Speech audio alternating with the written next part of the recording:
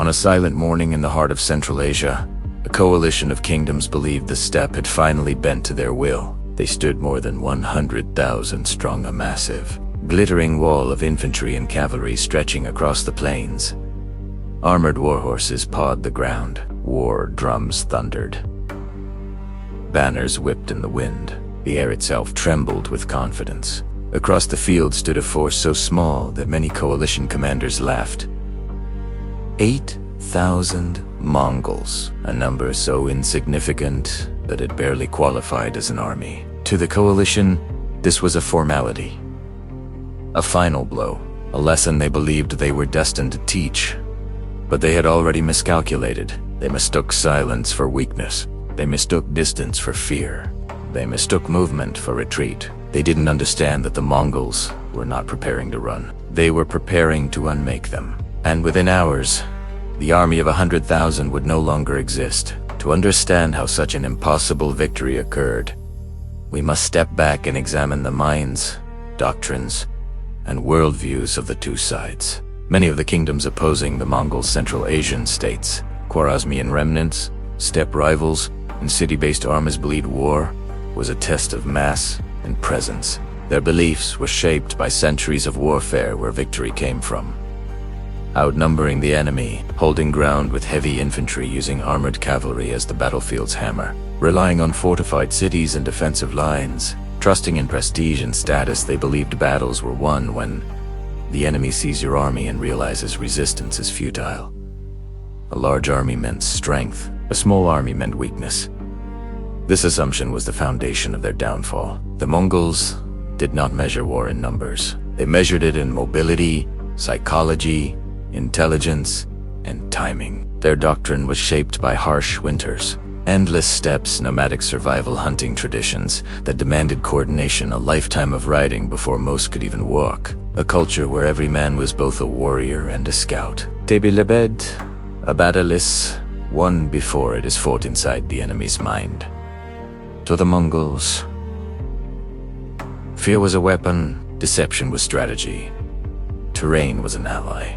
Information was more valuable than armor. And a retreat wasn't a failure, it was an invitation. The coalition believed the Mongols were cornered. The Mongols believed the coalition was predictable. 4 days, Mongol scouts observed enemy movements from miles away, hidden in ravines and hill shadows. Their system of riders relayed intelligence faster than any army in the world. Inside a dim Mongol command tent, lit by flickering horse-fat lamps, commanders discussed wind direction, valley shapes and morale, reports analyzing their enemy as if dissecting a living creature.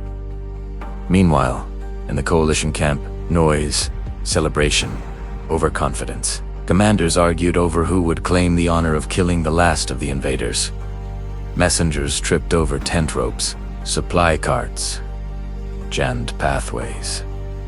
Disciplined, they believed they were preparing for a victory parade, not a battle. It was the perfect psychological landscape for Mongol warfare. At dawn, the Mongols advanced, fired a precision volley, then suddenly pulled back. The coalition erupted with cheers. They believed they had scared the horse archers away, but the Mongols' retreat was a mathematical performance, not panic. They retreated at identical speed in carefully measured arcs, maintaining perfect spacing, leaving behind false broken gear to suggest disarray, whispering through spies that morale was collapsing. The coalition, drunk on confidence, pursued. Their formations stretched, lines thinned. Cavalry surged ahead without infantry support. Archers moved out of range. Command structure dissolved. What looked like a fleeing enemy was actually an army conducting a large-scale psychological manipulation. When the coalition entered the pre-selected valley, a narrow corridor flanked by rolling hills, they never realized they had already lost. Narration slows, growing darker. The valley fell silent. Wind flattened the grass. A thin fog clung to the ground. Coalition soldiers tightened their grips on shields and spears. Then a single Mongol horn sounded. Long, low, echoing like something ancient rising from the earth. Suddenly, from the hills on both sides, thousands of black silhouettes appeared. First shadows, then riders. 10 arrows The Mongols had circled around in complete silence during the coalition's reckless pursuit. Arrows blotted out the sky. The sound was like tearing canvas mixed with a storm of locusts. Cavalry officers screamed for order, but commands drowned under panic. Soldiers looked over their shoulders and saw Mongols behind them, 10 in front, then on the sides. It felt less like an army and more like a nightmare swallowing them whole. Every Mongol carried 3 to 5 horses' food rations for days, multiple bowstrings, composite bows sealed with animal glue, arrows for every range and purpose. They could reposition faster than any army in the world.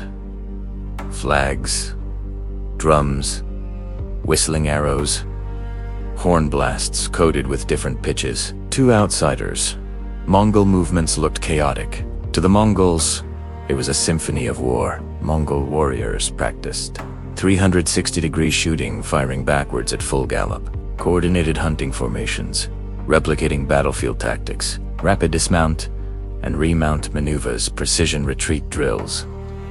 This created soldiers who fought like a single organism. The Mongols perfected feigned retreats, fake panics, exaggerated campfires to appear larger, dust manipulation, false rumors, ambush landscapes, killing runners, but letting deserters escape to spread terror. By the time the coalition saw the real Mongol army, they had already lost mentally. With their flanks crushed, the coalition tried to pull back only to discover the exit of the valley, blocked by a fresh wave of Mongol cavalry. This wasn't a battle, it was a controlled collapse, engineered with terrifying precision. The coalition's numerical advantage vanished. Their infantry was too slow, their cavalry was too undisciplined, their commanders couldn't communicate, their formations disintegrated, their morale shattered. The Mongols moved like hunters closing on trapped prey. Some coalition units dropped shields and fled. Some tried to negotiate. Some held their ground in desperate circles, but psychology had already done what swords alone could not. Fear devoured them. When the Mongols finally charged in full force, the battlefield was already broken. By sunset, the coalition didn't exist. What remained was silence, smoke, and the echo of hooves fading into the night. How did 8,000 defeat 100,000? Because the Mongols understood something their enemies ignored. War is a system, not a single moment. They won through superior mobility, real-time, intelligence, discipline and cohesion, psychological disintegration, flawless logistical preparation, environmental mastery, fear as a strategic weapon. And their opponents, though brave, though numerous, were fighting a war of the past. Numbers didn't matter when those numbers could not think clearly, move cohesively, or act decisively. In the end, the victory of the 8,000 was not a miracle. It was the inevitable result of a civilization that mastered the art of breaking not just armies, but beliefs. The coalition believed strength is numbers. Courage is enough. Retreat means weakness. The Mongols believe something very different. Strength is mobility. Victory is deception. War begins in the mind. And that belief reshaped the world. For the greatest defeats in history are rarely suffered by the smallest armies, but by those who thought they could not be beaten. The Mongols didn't win with arrows alone. They won by making their enemy afraid before the first arrow even flew. Let that be the lesson. Overconfidence blinds, ignorance kills, but fear when wielded with intelligence can conquer empires. This is the story of how 8,000 Mongols defeated 100,000. Not through numbers, but through the psychology of war.